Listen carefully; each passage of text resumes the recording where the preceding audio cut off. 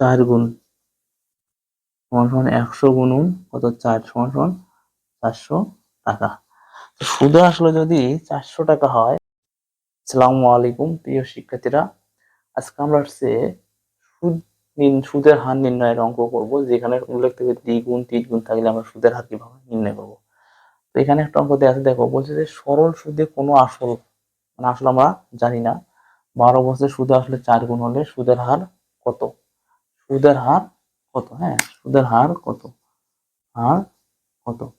এখানে দেখো বিষয়টা, আমরা কিন্তু এই টাইপের অঙ্কগুলো যদি মুখস্থ করে করি, কিরকম মুখস্থ, সূত্র মুখস্থ করি, যে এরকম যে সুদের হার সমান আমরা করছি সুদের হার সমান সমান প্রদত্ত গুণ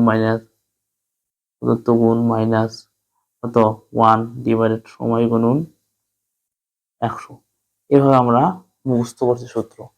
আমি বলতে চাচ্ছি যে আমরা সূত্র মুখস্থ না করে আমরা যদি বেসিক বুঝে অঙ্কটা করি কিরকম।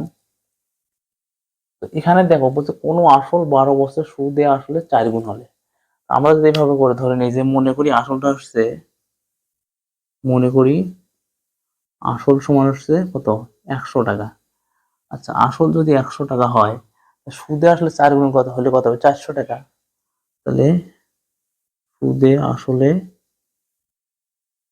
4 গুণ সমান সমান 100 গুণুন কত 4 সমান সমান 400 টাকা। সুদে আসলে যদি 400 টাকা হয়, তাহলে আমার হচ্ছে আসল আসলে 100 টাকা, তাহলে সুদ কত পেলাম আমি 300 টাকা না।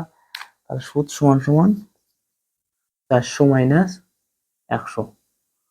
তাহলে সুদে আসলে আমি পেলাম 400 টাকা, আসল ছিল আমার হচ্ছে 100 টাকা। সুদে আসল থেকে আমি যদি আসল টাকাটা বাদ দিই, তাহলে আমার থাকছে সুদের টাকা। সুদ আমি কত পেলাম 300 টাকা পেলাম। এই যে 300 টাকা সুদ, এই 300 টাকা কিন্তু 12 বছরের সুদ হয়েছে, আর আমার চাষি হচ্ছে 1 বছরের সুদ কত। তো আমি কি এভাবে বলতে পারি না যে তোমার হচ্ছে, আমি এভাবে বলতে পারি না যে 12 বছরে